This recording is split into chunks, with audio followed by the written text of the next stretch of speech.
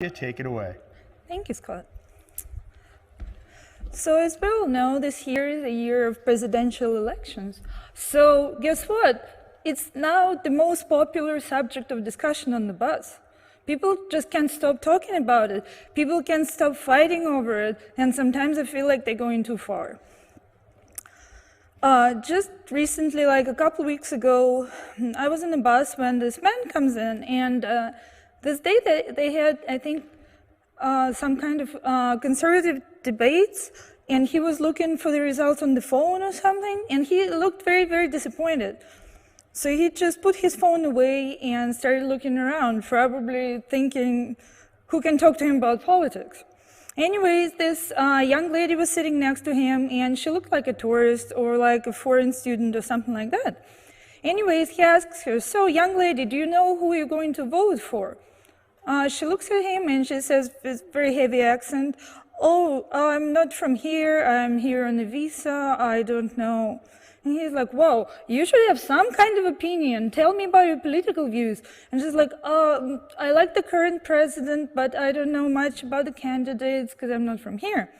He gets really, really upset. He says, what do you mean you don't know anything? What do you mean you don't have an opinion? I'm sorry, I'm pretty liberal, but what's with all you immigrants? How are you supposed to contribute to the well-being of this country if you don't even have a political opinion? At some point, she gets very creeped out, and she looks like she's about to stand up and run away. So I feel like I have to say something, because this is ridiculous. So I come up to him and say, sir, look, just chill out for a minute, okay? She told you she's a foreign student, she's here on a visa. So in any case, she has no right to vote, right? So there is no way she can contribute to anything. That's one thing. And second thing, if she's a tourist and just arrived here, she might not even have an informed opinion about our politics. So can you please leave her alone? So he listens to me, and then I can see that his eyes go, oh, my next target. So he's about to ask me what my political views are, but I really don't want to talk about it. So I just put my earbuds back in and run to the front of a bus and take a seat. So somehow I was able to escape probably a bad political discussion, because I have no idea what his views were. Anyways, it's not always scary and violent. Sometimes it's kind of funny. I was reading a Russian book when a man sat down next to me on the bus, and he asked me what language I was reading in, and I said it was Russian. He got kind of impressed, and he said, oh, Vladimir Putin, I like him, he's a good president. I was like, I don't know about that, but I don't want to talk about it, whatever. And he's like, I have a very interesting political theory. Okay, I can listen, why not?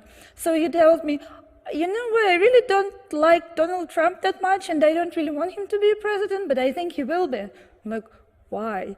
I don't know, he just feels like a strong guy, just like your Russian president, Vladimir Putin. And you know what? They have much more in common than just power and strength. Okay, sir, what it is they have in common?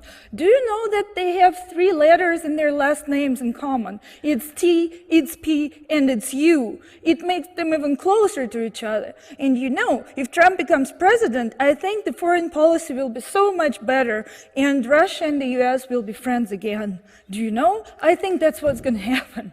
I look at him like, that's one of the weirdest things in my life that I've ever heard, but whatever. Like I say, I always refuse to participate in discussions, especially political ones, not because I'm not so well informed, but it's just the other person will probably have an opinion that's different from mine, and some people, you know, they won't kill you, but they'll probably try to convince you to change yours. In any case, I knew better, so I abstained from discussing this, and I said, wow, that's an interesting theory. But then the other day, I knew that I'm not the only one who hates discussions and arguments.